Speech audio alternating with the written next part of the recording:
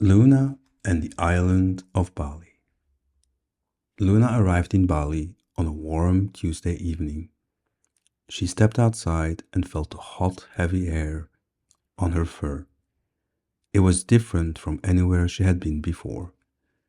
It smelled like flowers and earth and something sweet she couldn't name. She sniffed the air for a long time. This is a good place, she thought. Luna was a curious cat. She never stayed in one spot for too long. She always wanted to see what was around the next corner, past the next wall, beyond the next garden. Bali was a big island, and Luna wanted to explore all of it. Her first stop was a town called Ubud. Ubud sat in the middle of the island, surrounded by trees and hills. The streets were narrow and shaded. Luna walked slowly along the walls and fences, her tail held high. She passed temples with stone gates covered in moss.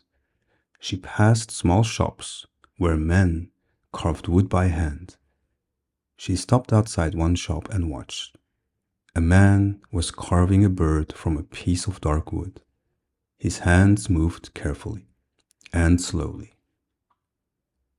Tiny pieces of wood fell to the ground around his feet. Luna watched the shape of a wing appear, then a beak, then two small eyes. She sat very still. She watched until he finished. Then she walked on. That evening, Luna found a restaurant. She sat near the door where it was cool. A woman inside was eating rice with egg and vegetable.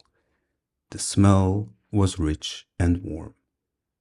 Luna watched with great interest, her nose working quietly.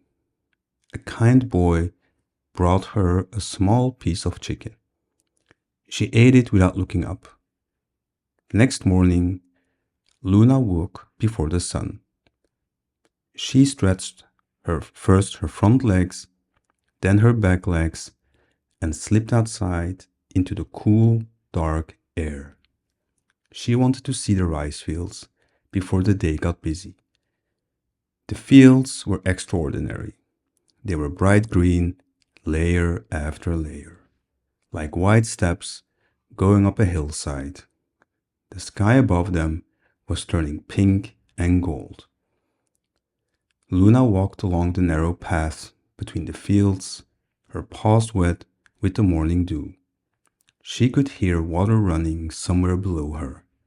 She found a dry stone and sat on it.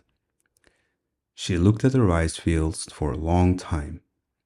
She did not move. She did not make a sound. A bird landed nearby and looked at her. Luna looked back.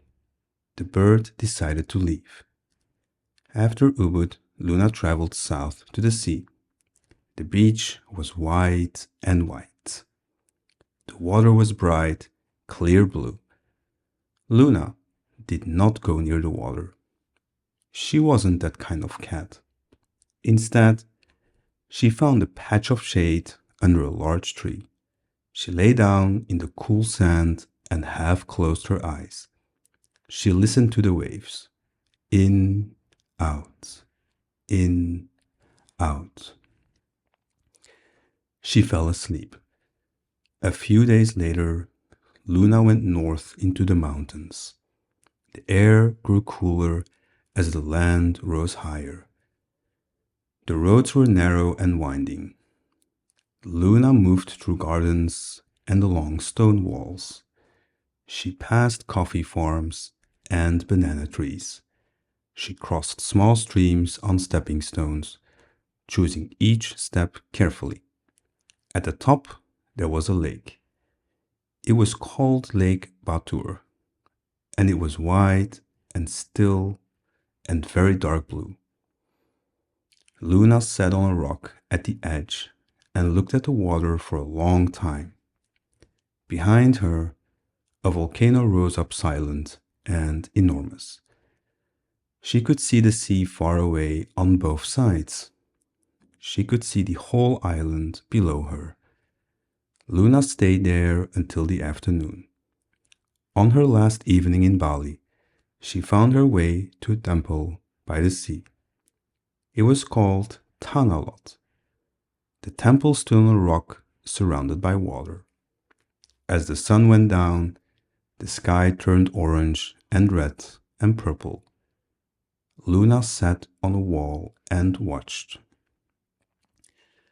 The light changed slowly. The sea moved below. People stood quietly all around, watching too. Luna cleaned her face with one paw. She thought about the rice fields and the wood carver. She thought about the lake and the cool mountain air. She thought about all the small things she had seen, the things no one else had noticed. She was already thinking about her next trip, but that was a question for tomorrow. For now, she just watched the sun fall slowly into the sea. Good night and sweet dreams.